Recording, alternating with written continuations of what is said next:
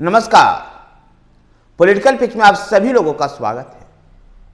लोकसभा चुनाव 2024 बहुत ज्यादा दिन दूर नहीं है और ऐसे में लोकसभा के चुनाव में सभी राजनीतिक दल जोर शोर से लग चुके हैं। भारतीय जनता पार्टी के बारे में तो वैसे भी कहा जाता है कि यह पार्टी हमेशा ही 24 आवर्स चुनावी मोड में रहती है। बंगाल भारतीय जनता पार्टी आगामी लोकसभा चुनाव में बंगाल के 42 लोकसभा सीटों में से कम 12 सीटों पर महिला उम्मीदवार उतारने की तैयारी कर रही है।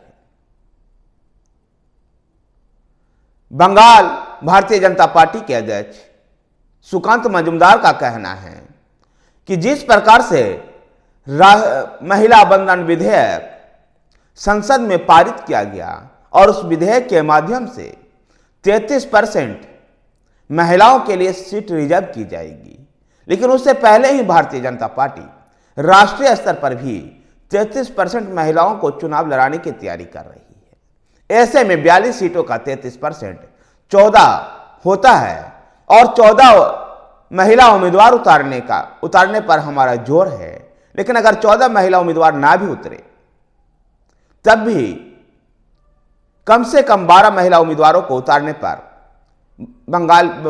भारतीय जनता पार्टी की बंगाल इकाई जोर लगा रही है। गौरतलब है कि पिछले लोकसभा चुनाव में भी कुछ महिलाओं को उतारा गया था। बंगाल में कुछ महिलाओं को उतारा गया था चुनाव लड़ने के लिए। उनमें से कुछ सेलिब्रिटीज लोकेट चटर्जी जैसे लोग ही थे। इस बार भारतीय जनता पार्टी अपने कार्यकर्ताओं में से कम 12 महिला उम्मीदवार बंगाल में देने का प्रयास करेगी। बंगाल में भारतीय जनता पार्टी का आगामी लोकसभा के चुनाव में तृणमूल कांग्रेस के साथ मुकाबला होगा। ममता बनर्जी के साथ उनको मुकाबला होगा। भारतीय जनता पार्टी को बंगाल में न केवल तृणमूल कांग्रेस से बल्कि ममता बनर्जी जैसे शख्सियत से भी चुनाव लड़ना होगा। ममता बनर्जी से भी उनकी प्रतिद्वंदिता होगी। ऐसे में भारतीय जनता पार्टी बंगाल में 2019 वाली सफलता दोहरा पाती है या नहीं। 2019 में भारतीय जनता पार्टी को 18 सीटों पर सफलता मिली थी। 42 में से 18 सीट भारतीय जनता पार्टी जीती थी।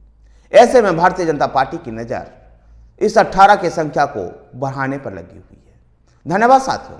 अगर आपको वीडियो पसंद आए तो वीडियो को लाइक कीजिए, शेयर कीजिए। हमारे साथ बने रहने के लिए हमारे चैनल पॉलिटिकल पिच को सब्सक्राइब कीजिए। धन्यवाद।